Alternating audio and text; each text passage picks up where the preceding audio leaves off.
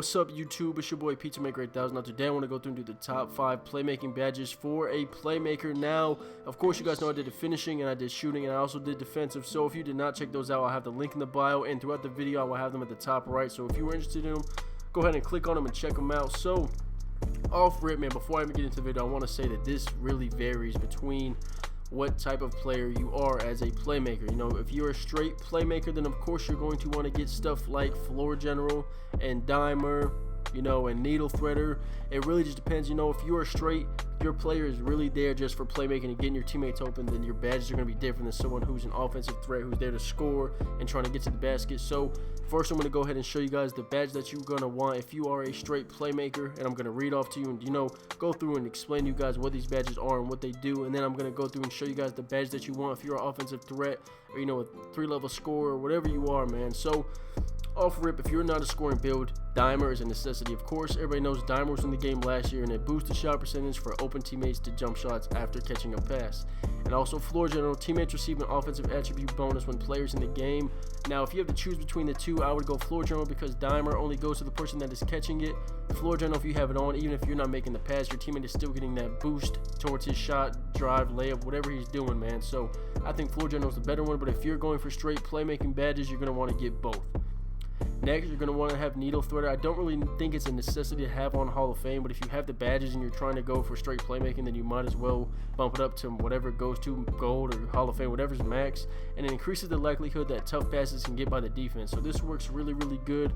You know, when the big men are always trying to spam square and shit when you're passing it down low in the lane, I think this is a very, very good badge you want. If you're going to be a playmaker and you're trying to get your teammates open, you're going to need this badge.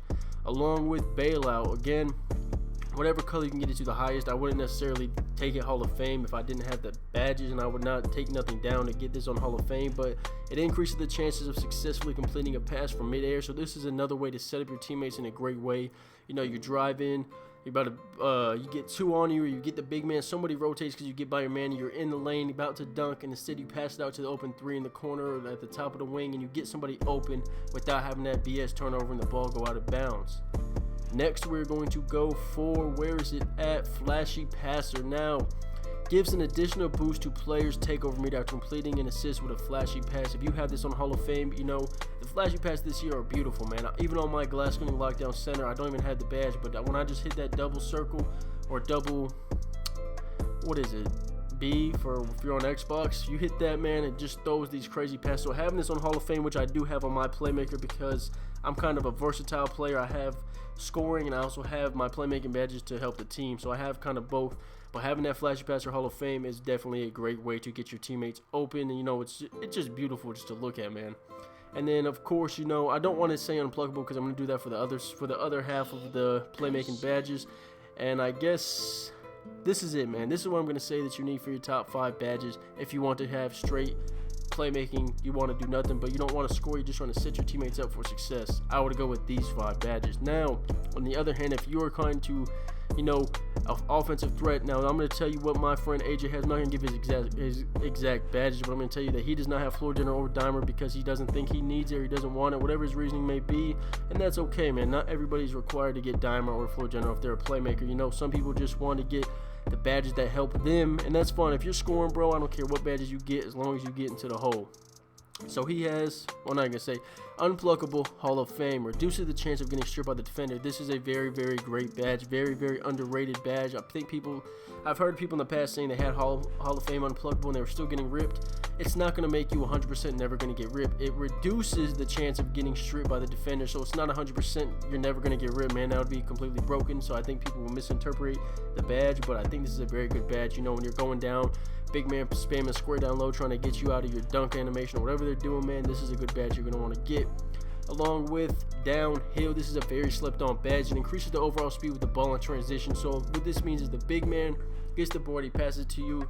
You know, you're at the half court line, you're at the 3-point line, you're at the wing, wherever you're at, and if you catch him, man, you move like the bandit on Clash Royale. If you guys know what I'm talking about, man, your player takes off word DEMIGOD and you get straight to the basket very, very quickly with this on Hall of Fame. Your player gets like I think it was like 145% speed increase if I remember correctly. I was watching a video on this badge specifically, and it's a very good badge, man. It's very, very slept on.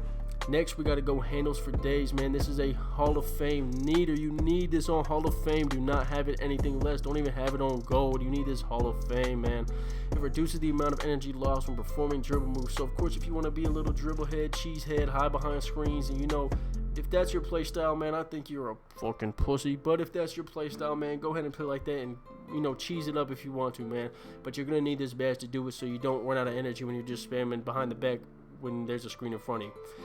Next, where is it at? We're going to go ankle breaker. Now, I know a lot of people said they not had success with ankle breaker, but I do think that they've nerfed ankle breaker a lot this year, because I had ankle breaker on gold last year on my Playmaker, and I was still dropping dudes in takeover. You know, I have ankle breaker on Hall of Fame on my Playmaker, and you know, even with Playmaking takeover, sometimes I can't even get my man to fall. It's very rare to get fall animation this year, but you know, it's balanced, because you know, last year if I made my man fall, I could make him fall just off a pullback, my defender fall just off a pullback, and then I was wide open for the 3. So I think they nerfed that, and it was a good nerf, man. It was a good nerf, but it's still a good badge to have, because not necessarily them falling, but just freezing them, man, gets you that 1-2 seconds to get through and get straight to the lane. Next, we're going to go. I had to cut out the video because there's fucking airplanes going off where I fucking live. But anyway, man, where was I at? So let's go ahead and get back into it. So of course I have 1, 2, 3, 4. So we have one more badge, and for that last badge, I'm really debating. It's really hard between quick first step and space creator. Now, space creator improves a player's ability to create space from a defender, and a quick first step provides more explosive first step out of a triple threat and size up. So if you're doing a triple threat style, man, having this on Hall of Fame, man, you get right in front of your defender, and you put them in a predicament to either jump. You know, if your player got it like that, you can go up, or you know, if they are trailing behind you, you can pump fake, and they're 90% going to jump, and then you have the open lane, or you get the foul, or whatever you want to do. And then space creator is not only for dribbling, it also gives you space on shots. I don't know if people knew that, but every time you take a shot, you're going to see space creators going to pop up. So I'll leave this one up to debate for you guys. I'll put it half and half. That's one's up to you guys. Now, if you enjoyed the video, man, be sure to comment, like, rate, and subscribe. It's your boy Pizza Maker 8000, and I'm out.